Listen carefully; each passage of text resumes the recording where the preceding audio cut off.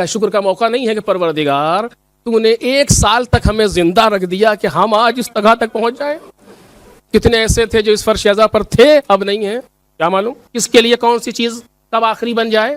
یہ شکریہ کا موقع نہیں ہے؟ مالک تیرا شکریہ کہ تو نے ہمیں زندہ رکھا۔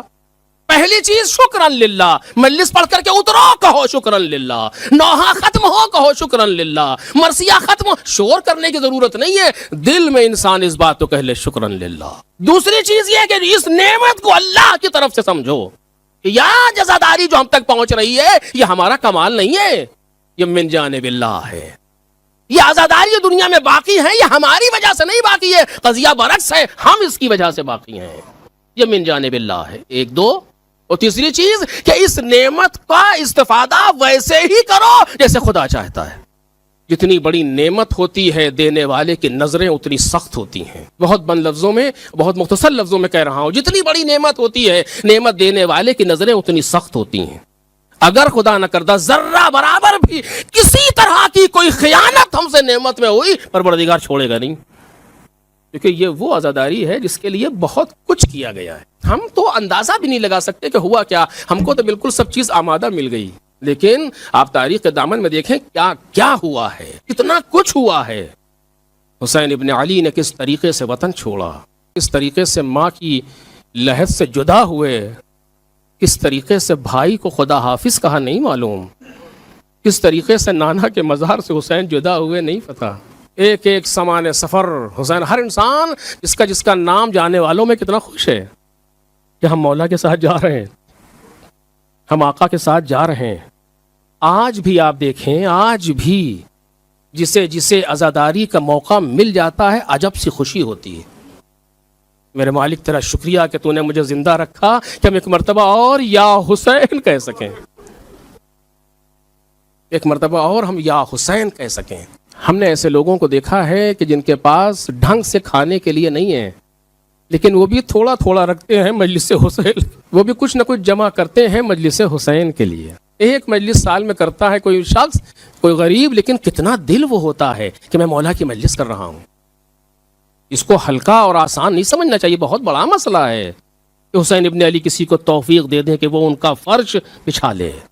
آسان بات نہیں ہے، میں انشاءاللہ اگر ہوگا تو عشرے کے درمیان عرض کروں گا، بہت بڑا مسئلہ ہے یہ کہ انسان کو ذرا سی کوئی توفیق مل جائے حسین ابن علی کے لیے کچھ کرنے کی۔ اور آپ سب سے عرض کر رہا ہوں، جس کو جو موقع مل جائے، اگر روڈ سے گزر رہے ہیں دیکھا کسی عزادار نے کوئی گلاس پھینکا ہوا ہے، اٹھا کے ڈال دیجئے، یہ حسین کا عزادار۔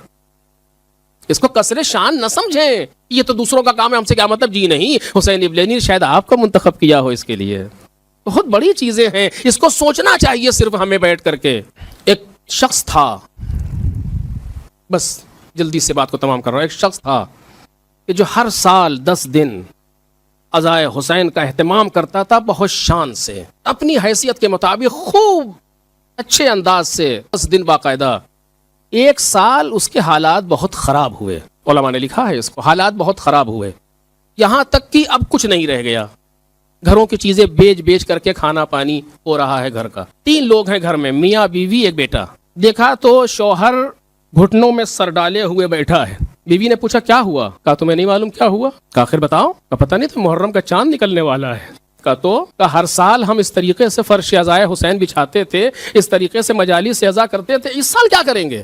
کہا لوگوں کو پتا ہے کہ ہمارے پاس کچھ نہیں ہے تو نہیں کریں گے۔ کہا لیکن دل کیسے مانے، اتنا مجبور ہو گیا میں کہ کچھ نہیں کر سکتا امام حسین کے لیے، اب تو قرض بھی لینے کے لیے ہمت نہیں پڑتی کسی کے پاس، اتنا زیادہ مقروض ہوں، کیا کروں؟ اسی میں سوچ رہا ہے، رونا پیٹنا، عجب سی کیفیت ہے، نہ کھانا اچھا لگتا ہے نہ پانی اچھا لگتا ہے۔ جب بیوی نے بہت زیادہ اپنے شوہر کو مغموم دیکھا، خدا رحمت کرے ایسی بیویوں پر، حسین ابن علی کے سلسلے میں ایسی بیویاں بہت ہیں تاریخ میں۔ جب بیوی نے دیکھا کہ میرا شوہر بہت زیادہ غمزدہ ہے، کہ ایک چیز ہمارے پاس ہے، اسے بیچ لو۔ کہا کون سی چیز ہے؟ کوئی چیز تم نے ہم سے چھپا کے رکھی ہوئی؟ کہا نہیں، تم کو پتا ہے۔ کہا کیا؟ کہا یہ بیٹا۔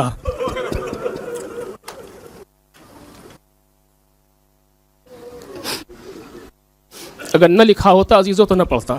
کہا یہ بیٹا، میں نے 18 سال بڑی محنت سے پالا ہے اسے، لیکن مولا کے لیے جا بیچاؤ، اسے غلام بنا کر کے جا کے بیچاؤ، پرانا لباس ساری چیزیں اس کو اس غلام کے طریقے سے بنائیں۔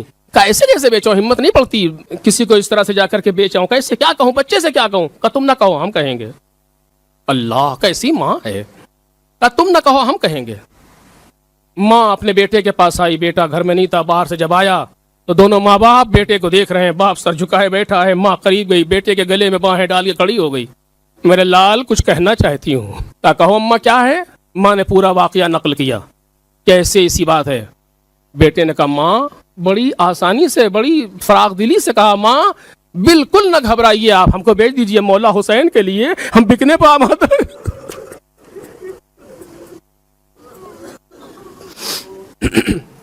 مشکل سے 2 منٹ. ہم مولا حسین ابن علی کے لیے بکنے پر آمادہ ہیں, آپ ہمیں بھیج دیں. لیکن باپ بیچے کہاں, سب تو پہچانتے ہیں, کس کا بیٹا ہے, کہاں لے کے جائے. کسی ایسے شہر میں جاؤ جہاں تمہیں کوئی نہ پہچانتا ہو. بچے کے لباس کو ادھر ادھر سے چاک کیا, منہ پر لکھا ہوا ہے کچھ چیزیں اس طرح کی لگائیں کہ لباس رنگ کا بدل جائے, اور باپ کو دیا, لے کر کے گیا. سوچو میرے عزیزو اس ماں کے دل پر کیا گزری ہوگی جس کا 18 برس کا بچہ بکنے کے لیے جا رہا ہے. لیکن یہ تو ماں مطمئن ہے نا کہ زندہ رہے گا.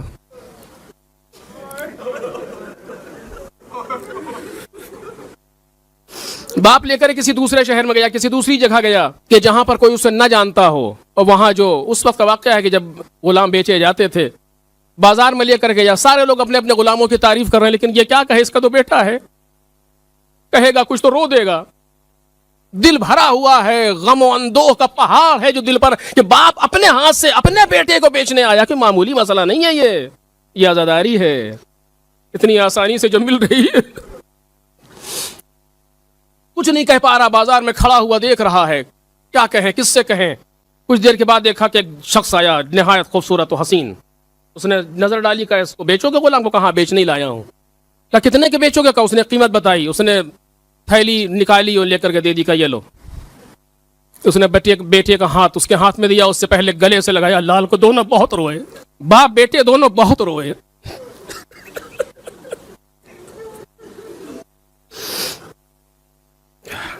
دے دیا اس کے ہاتھ میں, وہ لے کر کے چلا. کچھ دیر کے بعد بیٹا مڑ کر کے دیکھتا ہے, اور برداشت نہیں کر پا رہا, بار بار رو رہا ہے. جب کچھ دور چلے گئے تو اس آنے والے نے پوچھا کہ یہ بتاؤ کہ کیوں رو رہے ہو, کیا پریشانی ہے. کہا میں اپنے ارباب, اپنے مولا کو چاہتا بہت ہوں, بڑا مہربان ہے ہمارا مولا, بڑا مہربان ہے ہمارا مولا, بڑی محبت ہے اس کے یہاں رہتے رہتے محبت ہو گئی, برداشت نہیں ہو رہی. کہا جھوٹ نہ بولو, نہیں میں سچ کہہ رہا ہوں, بڑا مہربان ہے, بہت چاہتا ہوں اسے. کہا جھوٹ نہ بولو, وہ تمہارا مولا نہیں ہے, تمہارا باپ ہے.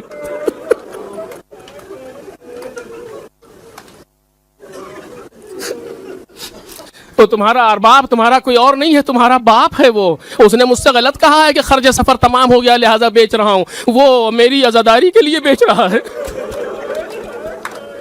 بیٹا پیروں پہ گر پڑا, آپ کون ہیں. تو کہ جملہ سنیں گے آپ, 3 لفظیں لکھی ہیں, 3 لفظیں لکھی ہیں. جب پہلا پوچھا بیٹے نے کہ آپ کون ہیں, تو آواز دی انا الغریب.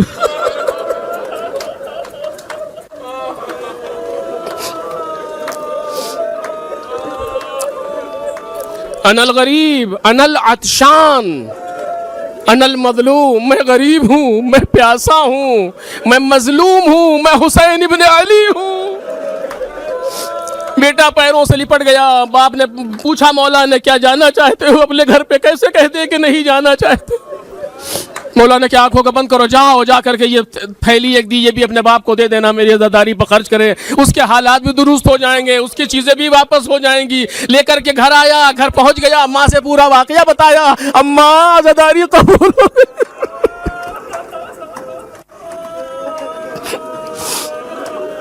مولا نے چشم زدن میں اسے گھر واپس کر دیا. گھر پہنچ گیا, باپ ابھی نہیں آیا ہے. کچھ دیر کے بعد جب باپ ظاہری راستوں سے ہوتا ہوا آیا, جب دق الباب کیا تو دروازہ کچھ بیٹے نے کھولا. کہا یہ کیا ہوا, تو بھاگ کر کے چلا آیا, وہاں سے میں تجھے بیچ چکا تھا. سارا واقعہ بتایا. نہیں میں بھاگا نہیں ہوں, وہ خریدنے والا کوئی اور نہیں تھا, آقا حسین تھے. میں جملہ کہوں گا, مولا آپ سے برداشت نہ ہوا, ایک جوان اپنے باپ سے جدا ہو, اپنی ماں سے جدا ہو. مجھے نہیں معلوم حسین ابن علی کی کیفیت اس وقت کیا تھی جب اپنے جوان کو گھوڑے پر بٹھایا. میرے